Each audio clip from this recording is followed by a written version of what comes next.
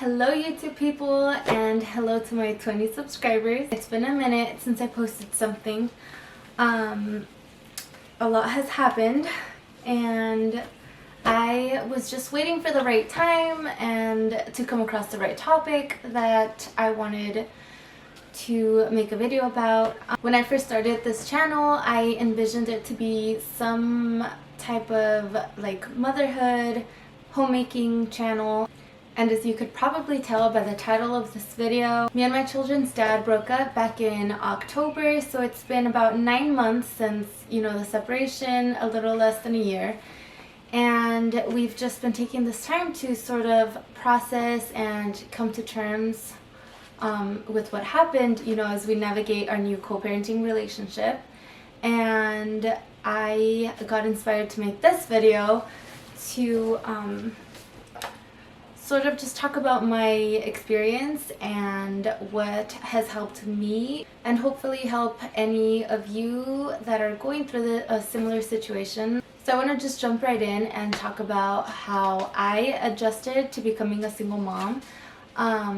It was hard. It was a big change, and I just want to tell anybody else going through this too that it's okay to grieve. It's okay to grieve for what was, for what you thought was going to be, for what should have been, or what you think should have been.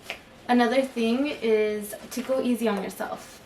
This is not the time to place blame on yourself. This is not time to think, what if I did things differently? What if I reacted differently? What if I didn't say this in the situation? Like maybe we'd still be together. This is not time to blame yourself. This is time for you to heal. This is time for you to really process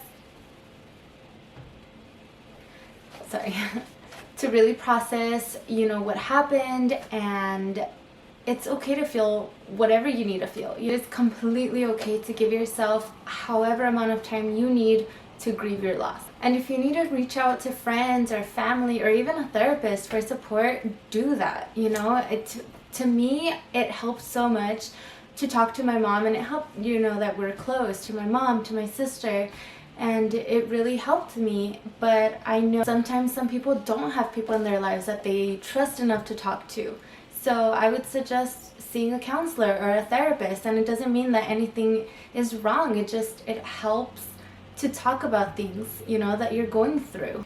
Another weird part about the adjusting to becoming a single mom, that new alone time is going to feel so strange and so lonely, because at least that's what it did for me. It really helped me, to feel sad and let myself feel whatever I needed to feel when they left. And right now, honestly, I look forward to the times that they're with their dad, because it helps me catch up on things that make it harder when they're here, or things that I cannot do when they're here. So I would suggest to use this new alone time to do things that you can't do with the kids, or to try new things. I've always wanted to try pottery, and I am actually taking a class this coming weekend because they are going to their dad's. Take this time to learn new things about yourself. And the time apart is just going to make you cherish the time that you spend with your kids so much more, and be able to do so much more like activities with a refreshed mind. And those are the memories that they're going to keep with them forever. Another piece of advice I would say is to focus on the things that you can control.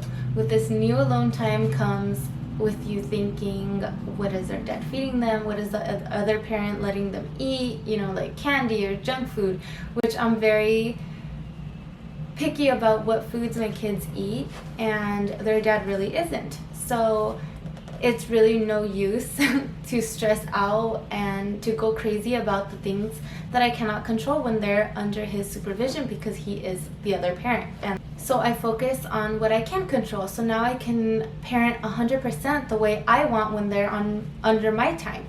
And this subject actually leads me to my next topic, which is learning how to co-parent easier or peacefully, I guess. Like I said at the beginning, it's only been less than a year. It's only been 9 months.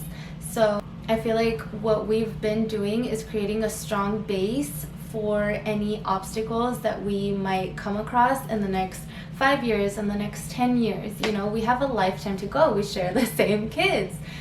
So again, I'm just trying to share what has worked for us, what I've felt that is good advice. And I just want to say that everyone's situation is different. You know, with us, our breakup was a bit amicable. So there was no, you know, like abuse, domestic violence, any of that going on. So this would not, there are different ways to deal with like narcissistic people and things like that. So I would say that this is best for, you know, like people who have just kind of grown apart, you know, something happened, but there was no real big bitter feelings or relationship. There are a lot of unique contributing factors. So I'm just going to share what has worked for us and our experience. So separation can sometimes bring out the absolute worst in some people, you know, but it's very hard to co-parent or have a group to have a good co-parenting relationship when you're constantly in like fight or flight mode or state of mind. You know what I'm saying? It's my first advice would be to practice positivity and forgiveness. You know, I'm not saying that forgiveness means that it's okay whatever the other person did, or, you know, if something like that happened, like if there was cheating involved or something like that. It is not okay. It does not excuse what happened. But essentially what I mean by forgiveness is letting go of what you thought your future was supposed to be, accepting that it is what it is, what happened happened, and not harboring any bitterness or resentment or anger that will affect you or your children. My second biggest piece of advice would be to pick your battles. I cannot stress that enough. I feel like there is always going to be disagreements, especially about children and the way you parent things. There's always going to be disagreements, together or not. So pick your battles. Think about, is this really important to me? Like, do I feel very, very strongly about this, or is this just me trying to have my way? If it's just you trying to have your way, I would suggest to just let it go. You know, like, wait until something major comes along that you feel very, very strongly about, and then decide, you know, to not fight that, but more, you know, like press the issue. Try to always have a why not state of mind. You know, like, let's say the other parent is supposed to drop them off at 5 p.m. and they ask for another hour, and why not? It's fine. It's another hour. They're gonna come home. They're going to be back in bed. They're going to go to sleep. Why not let them have another hour with the other parent? As long as they're being fed, they're being taken care of, give yourself another hour to do whatever you couldn't finish. I always try to remember, he is their parent too. It's not just me. As much as sometimes I would want that to be true, it's not, you know, and as a human being, you have to be fair. It's what's best for the kids to spend enough time with the other parent. The other parent wants to experience things with them too. They want to create memories, and it's fine. Something I always try to do is to lead with yes. Let's say, for example, there's something that I don't 100% agree with, but I'm kind of open, you know, to discussion or to meeting halfways about it. I try to lead with a yes, like, yes, I'd be happy to talk about this, or I'd be happy to meet you halfway, you know, in whatever the case is. This just makes the other parent feel heard, and like his feelings are being validated too, you know, his parenting is being validated. It also just creates a more powerful synergy between the two of you, and that is very important, because at the end of the day, you're still a team. You know, you're a divorced or separated team, but you're still a team on the same side, rooting for the same kids. At the end of the day, you both are their parents, and you want what is best for your children.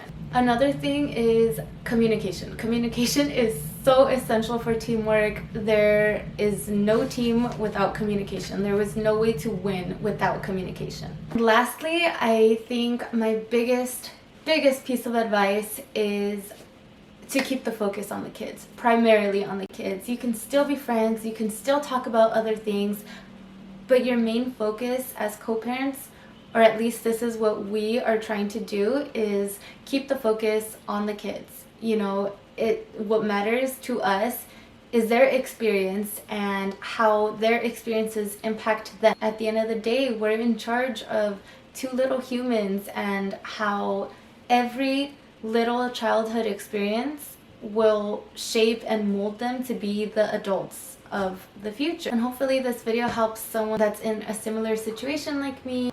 But for now, I'm just going to keep making videos about how I navigate this new single mom life, and hopefully you guys join us on this journey. If you like this video, don't forget to give it a thumbs up and subscribe. See you guys for my next video. Bye!